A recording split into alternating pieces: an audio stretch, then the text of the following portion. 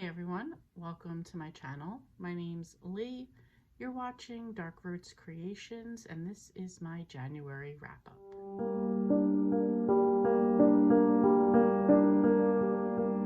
So like I've done the past couple months, I will review a book when I'm done reading it, and I will just continue to add to this video till we're at the end. I did get two novellas read on January 1st. Haven't reviewed them yet, so I'll do that right now. The first one was, well, they were both by Mary Kay Andrews. They're both short story novellas that take place in the Callahan Garrity series. So Callahan Garrity used to be a cop. She now owns a house cleaning business with her mom, and she also does a PI business. And this takes place in Georgia, I believe. So in the first one is Fatal Fruitcake, and this takes place at Christmas, and somebody is murdered, and it is by a fruitcake. So they learn that the fruitcake was poisoned, and Callahan has to kind of go in reverse order to figure out how the fruitcake came to be in this place, who made it, who brought it, who made it, etc., etc., and take it back. It was only 15 pages. It was a good story though. I wish it had been longer because I do love the Callahan Garrity series. Absolutely recommend it. So this was just a quick short jump back into it, and I loved it.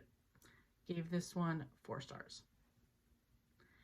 Next up was the other one I read, which was Fatal Fudge. Same series, all of that. And in this one, one of the people that work for Callahan at the cleaning business, she had her foster grandson working with her, and he was this woman cleaned the house, and her grandson kind of did some outdoor lawn type of stuff and kind of became good friends with him. And he gets the man gets killed, and the grandson is accused of it. So of course the housekeeper goes to Callahan and says, please, can you help him and figure out what happened? And again, this was another quick one where she has to go back and figure out what happened. There was apparently there was a large amount of money that the grandson admits to taking. Callahan tries to go to talk to the grandson, and he doesn't want to have anything to do with her. So she kind of has to figure it out on her own. And the big clue that kind of gets her started on the path is he likes to go to the older man to go to garage and yard and estate sales. So that was the major clue. Again, short story. I think if I didn't already say, it was 21 pages. Another one I gave 4 stars. And the book I just finished today was Promise, Texas by Debbie Maycomer. This is number 7 in the Heart of Texas series, which I'm absolutely loving. So in this one, there's 2 stories going on. There's one of the police officers that wanted to date one of the girls, and she doesn't really want to have anything to do with him. She finds him kind of creepy. But the main story about this one was, I believe the doctor in number 3, which was Dr. Texas. She's been living here for a few years now, and one of her friends, her job ended for her, a few things just ended for her. Her name's Annie, and Jane is the doctor. Jane says, well, why don't you come out here? And she's I could come visit. She's like, no, come live here. She was like, this would be the perfect place for you. It's amazing, all these good things. And she even convinces Annie to open a bookstore here because their library's kind of part-time. So she Jane really helps her, and she winds up moving out here. And her story, interestingly, is about a man who is widowed, and he's a widowed veterinarian. He has 2 daughters, and the daughters hear her go to the bookstore, hear her telling stories. They absolutely love her, and they're oh, so the veterinarian was looking for a housekeeper for the girls. And they say, oh, Dad, can you please get Annie to be the housekeeper? And he's like, well, she can't. She has a job. And they're like, okay, well, can you make her your wife? Can she be our new mom? And so he proposes that to her, and the story goes from there. I'm not even going to get into what she counter proposes back to him because it was interesting. You're still hearing about, like, much like Cedar Cove, you're hearing about the other characters in the town and what's going on with them. And again, I'm really just loving this series, so I'm going to give 5 stars to this one. I absolutely loved it.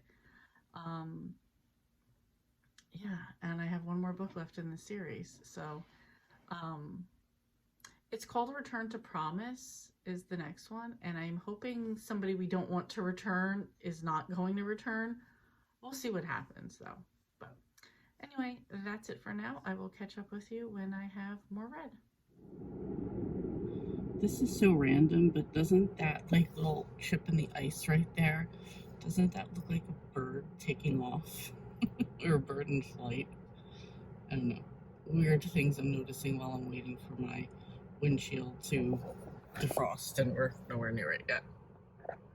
Okay, so it is Saturday. It is a little snowy outside. Yes, I still have my window open because you know I'm hot, but it's a little bit on the ground. So anyway, knew snow was coming. It was the perfect day just to stay in the house, hang out.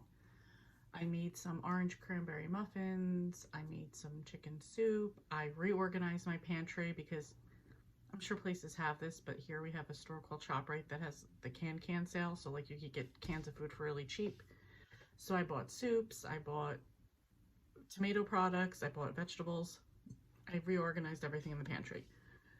Anyway, did that, was listening to my book the whole time. I was going to get back into my Nordic noir book that I'm currently reading by James Thompson, but I decided I just wanted something like comfy and sweet, so I figured perfect opportunity to finish up Hearts of Texas by Debbie Maycomer. This was number 8 in the series, Return to Promise. Originally, I thought that meant somebody named Richard was going to come back to Texas, or to Promise. It wasn't. In this one, so in book 2, I believe it was Texas Two-Step, Cal and Jane. No, it was Dr. Texas, because Jane is the doctor in town. So she had, brief story about them real quick. She went to school to be a doctor to pay off her loans, or to help pay off her loans. She committed to working in Texas. She met Cal. They had a relationship that started in that book, and Cal had been previously engaged to this girl Jennifer, who like at the wedding basically left him like 2 days before the wedding. So they've had their relationship or whatever. Now we're in this book, and Jane's from California and her father's sick, so she is going to go home. She takes their 2 kids with them. Cal stays behind because he's doing something with the rodeo, and all of a sudden this woman comes back to town, and this woman had been, I can't think of her name right, Kim? I think Kim. Anyway, she was Jen's best friend. Jen was the ex-fiance that Cal had. So she comes back and she's like kind of all determined like that she's gonna get him, and she thinks more so because Jane's in Texas dealing with health issues with her father. So of course, like in a lot of these books, there's some miscommunication, some back and forth, whatever. So the return to Promise is because she was in California with her dad. I will let you read the book to find out what happens in the whole situation, but I absolutely love this one. Again, giving 5 stars. Just, I love this whole series. It definitely gave me, again, like those Cedar Cove vibes of like small town communities with everybody throughout the books. You're still hearing about everybody's stories. I loved it. So perfect book for today. I don't know what I'm going to get into next, but yeah, I'm probably going to have a bowl of soup and figure out what that's going to be. So I will catch up with you guys next time.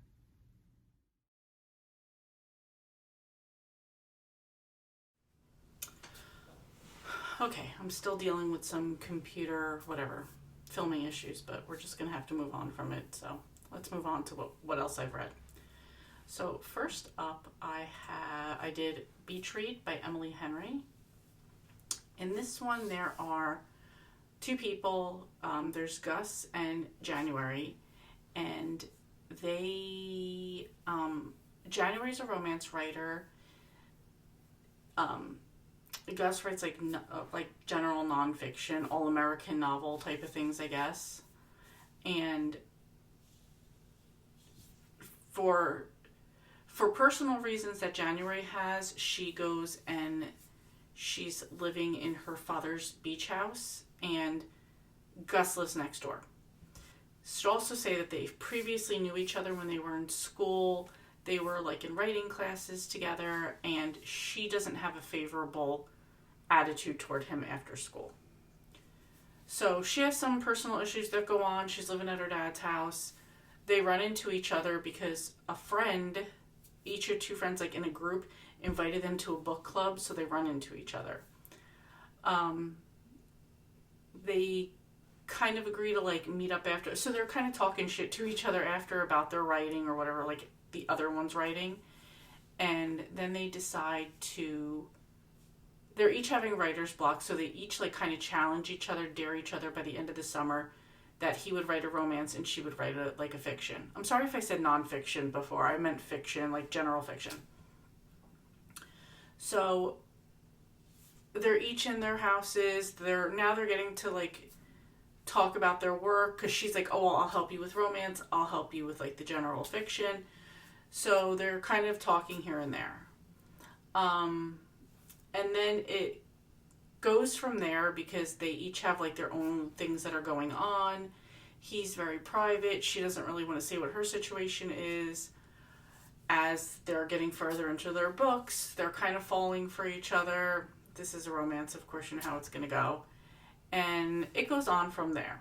So this is my second Emily Henry. I really enjoyed this one. I gave this one, what did I give this one? I gave this one 4.5 stars. Next up, I had Lucifer's Tears by James Thompson. This is the second book in the Inspector Karivara series. This is a Nordic noir that takes place in Finland. And in this one, this is the second book where we're following Karivara. Again, it starts out with, like the first one, starts out with a very brutal murder. And we have to, we're following the inspector, so we have to find out what's going on. We are following a little bit of what previously happened, what's happened in his life between book 1 and 2. His wife, who's American, her brother and sister come here to stay here. They are not used to the Finland culture, or the belief system, this and that. Kari has a bunch of things that are going on with him. There was a large portion in the middle that was something about his grandfather working with the Nazis, and he pursues this other guy to try to figure out something about it. It did get a little bit fuzzy and quite boring in the middle. However, it did wrap up at the end, especially when we were finished solving the crime, which I think that was a large part in the middle that kind of bothered me. We like went off on this side quest and we weren't like really sticking to the like solving the murder, which was a lot of what I enjoyed about the first one. So this was my buddy read with Sharon. After we were talking about it, she just said, like, the reason I don't really like it is, 1, I haven't been feeling well, and 2, it's not that there was anything wrong with the book, it's just not what I wanted out of it, and that is true. It did wrap up well as far as the story. We figure out the murder, find out what's going on with their family. So that worked out, but I only wound up giving this one 3 stars. I will go on to read the next book because I do enjoy the crimes and how he goes about solving the crime. I just felt like we did a lot of extra in this one that wasn't necessary. And the last book I read was The Golden Couple by Greer Hendricks and Sarah Pekkanen. I believe this is also the second book I read by them. I believe the first one was The Wife Between Us. In this one, it starts out where we're following a A woman calls a therapist because she has something that she wants to tell her husband. This woman is kind of a notorious therapist. She's lost her license, so she practices under some sort of like consultant or whatever. But she is pretty famous. She's curated this 10-step program for like meeting with people and solving whatever their issues are. So, why can I not remember anybody's name right now? Hold on. Okay, so the couple is Marissa and Matthew, and Avery is the therapist. They live in a very affluent neighborhood, I want to say right outside of DC. And so they go for their first session, and Marissa tells Matthew that she's cheated on him. And the story goes from there. So we're seeing it from 2 points of view. We're seeing it from Marissa's point of view. She's dealing with like the fallout of telling Matthew about this, dealing with her son's parent group, and just stuff at work. And then we hear from Avery's point of view, where Avery's telling us about what's going on with this patient, with this couple, another patient that she has. She's also telling us a side story about something she did that helped her lose her license. And I don't want to get too much into that side of the story, but it's still definitely an ongoing story of what's going on.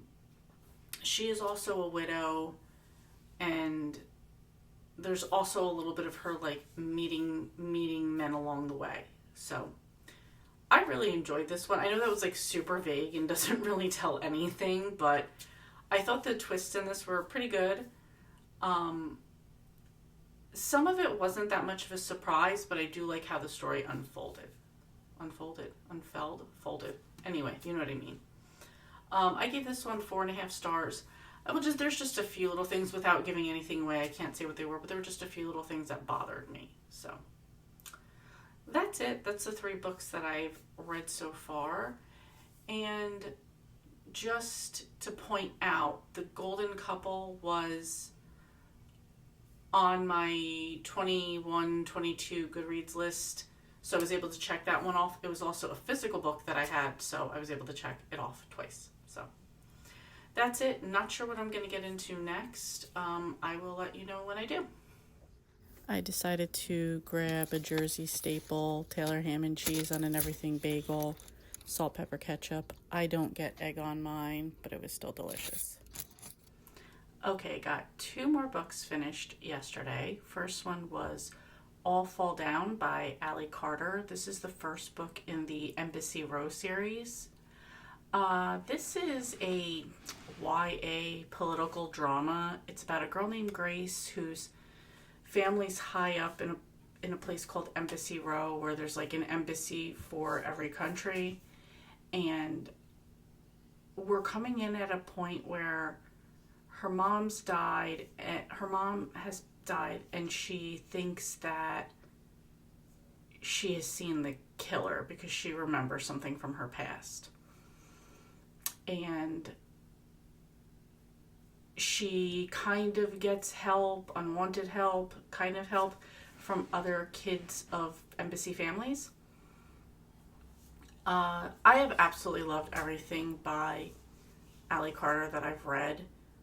This was not it, though. I guess at some point there has to be like a fail, right? I guess. This was it. I was bored. I wasn't interested. I didn't care. Grace comes off to me like very like, woe is me, drama, all about me type of like, I don't know. It was just that like, I don't know. I just wasn't into it. The brief little snippets, all I'm going to say about it. There are 2 other books in the series, plus there was 2 prequels, which were kind of hard to find. I normally would commit because I do, especially because I love Allie Carter, but one of my goals this year is like, if I'm not interested, like just let it go, and I'm just going to let the series go. So I did finish the first one. I'm giving it 2.5 stars, and that would, for me, that would put it between like, it was okay and it was good. So I'm going to give it the 2.5 stars. I did finish the first book, but I'm done with the series. I've already taken them off and we're moving on. And the second book was Family Jewels by Mary Kay Andrews. This was another short story in the Callahan Garrity series. And in this one of her aunts, one of her mom's friends, she comes by and she shows off these jewels that she has, this tiger brooch and another pendant thing. She's kind of bragging about somebody that's going to come by and help her sell them, and she's going to set herself up in a retirement home. And of course, the next day she's missing when Callahan's mom, Edna, goes to pick her up. She's missing. The mom goes in the house. She has a key, and she's nowhere to be found. So they call the cops. Turns out, yes, she's dead, and the mystery goes from there. Again, this was a quick short story. I think this was 40 pages. Really interesting, though. I like how Callahan solved this mystery. I do hope she goes on and do a couple more short stories for this series. I really like it. So this one I gave 4 stars. So these were some cups that I bought from Jen at work. This one is a Barbie cup. Not too into Barbie, but I love the girls on it. And then this was the bookish one she made for me with the girl, the little bookshelf, and the books. I absolutely love them. Thanks, Jen.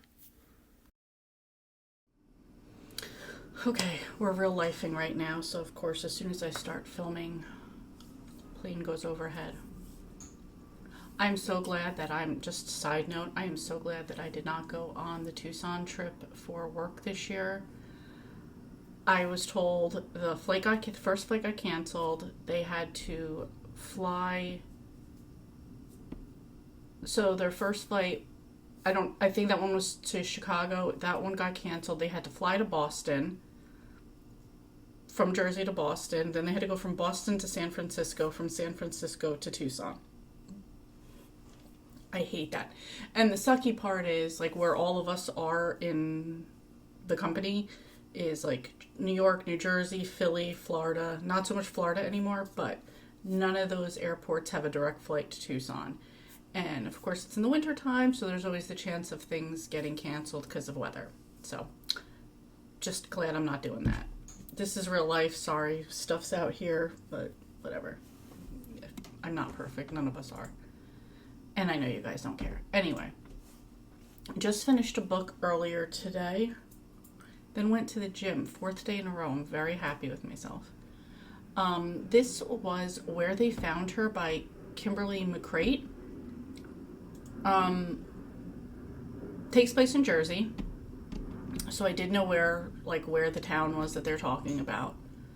I'm gonna have to kind of read it, because one of my biggest gripes about this book was that there were a lot of characters and we go back and forth a lot with things. I'm going to get into that more in a minute. So maybe I'm just going to read you the plot here. At the end of a long winter in Ridgedale, New Jersey, the body of an infant is discovered in the woods near the town's prestigious university campus. No one knows who the baby is or how her body ended up there, but there's no shortage of opinions. So I'm not normally about trigger warnings, but right there, big trigger warning if that bothers you. When freelance journalist and recent Ridgedale transplant Molly Anderson is unexpectedly called upon to cover a story for the Ridgedale Reader, it's a risk, given the severe depression that followed the loss of her own baby. Another trigger there for you.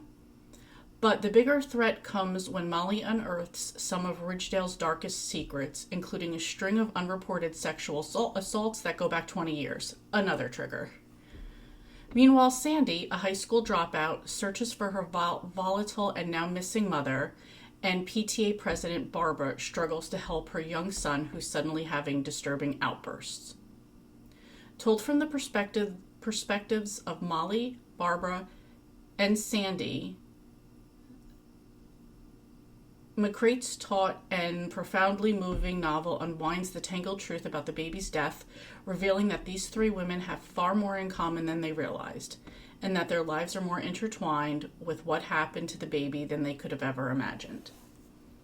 So that does give you the basic breakdown of what it's about. And it says mystery fiction thriller, mystery thriller. I would call this more of a mystery, not so much a thriller. That's just coming from somebody who reads a lot of thrillers. So yes, that's what it's about. And yes, that story does get told. However, I listened to the audio. There's no chapter breaks. There was nothing to break up the story. So even when we went to somebody else's point of view, you just kind of had to be paying attention that like, oh, we're at somebody else now. So I didn't like that we didn't have like any sort of chapter break at all. And it's not even like they like paused long and then said Molly and then got into her part. Also, there's a lot of characters. There's a lot of back and forth with all of them in the book, as well as we go back in time to two different perspectives back and forth. And without page breaks and without a change of point of view, and then even if you're in that person's point of view, even when you're in that person's point of view, you have to know, are you in the past or are you in the current? So that got really confusing because you're trying to follow along in what's already a, tangled truth that's going on throughout the book. So other than that, though, I really enjoyed the mystery. Some of the twists I don't think were necessarily too twisty. Some were really good. Overall, I enjoyed it. I was confused as I was going along with the audio. But overall, if you want, I would give it a try. You could get it on Kindle for $1.99, I see right here. I wound up giving it 3.75 stars. Okay, finished another book. This was The Maid by Nita Prose. This is the first book in the Molly the Maid series. So far, there's a second book out. I don't know if there'll be any more, but this is the first one. And in this one, we are following a woman named Molly Gray, who's a 25-year-old housekeeper at a fancy hotel. I want to say it's a Hotel Regency Grand. I could be wrong on that, but anyway, she's not like everyone else. She doesn't pick up on like social cues and norms. She thinks and speaks a lot in like the very logical. So a lot of things don't make sense to her. She grew up with her grandmother who like helped her gently get through life. You know what I mean? Explained specific things to her. Her grandmother had also been a housekeeper and had introduced her into getting this job and explained proper cleaning and just like the philosophy that she lived by.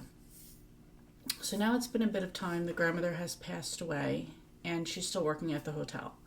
And you do meet a few of her coworkers. I believe her, like the head maid is, her name is Cynthia or something with a C. And there's a bartender, Rodney, that Molly kind of has feelings for. She was in a previous relationship that she talks about that didn't end well. And there's the doorman, Mr. Preston, I believe is his name. Manuel, who's one of the cooks, and Mr. Snow, who is her, like, the general manager of the hotel. And so you meet some of this cast of characters, and then you meet some people that, like, live at the hotel, particularly Mr. Black and his current second wife, Giselle. And she's in charge of cleaning their room, and she kind of has conversations with Giselle. She's like intimidated, scared by Mr. Black. And then at some point, she finds Mr. Black dead. And the mystery goes on from there. I don't want to give anything away because it was really good, especially how it's almost through her not conforming, not understanding social norms that she has to like help solve it or figure things out. as well as other people in the story who definitely help her out. I don't want to give anything away because all of it was really good.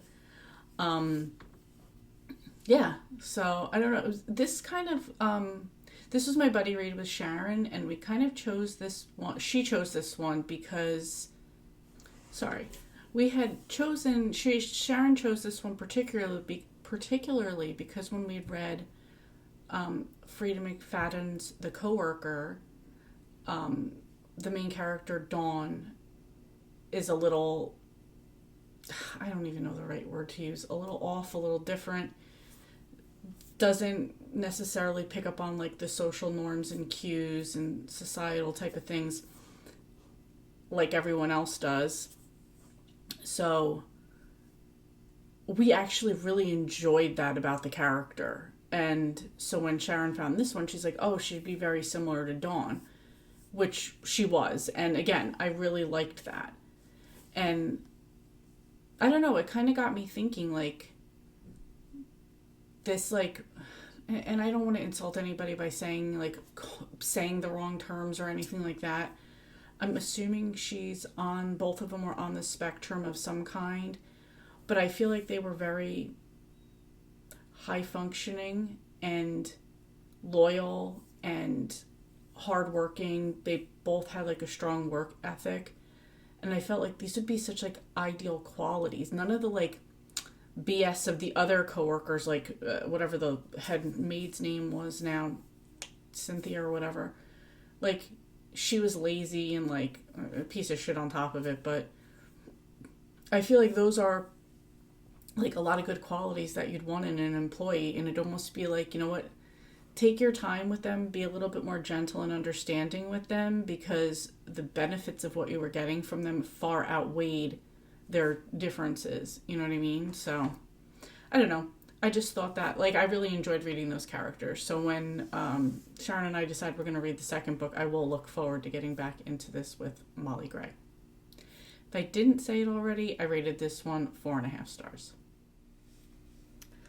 Okay, so I figured I'm going to wrap this up because it's the 29th of the month, and I've already finished all the books I've wanted to finish for January.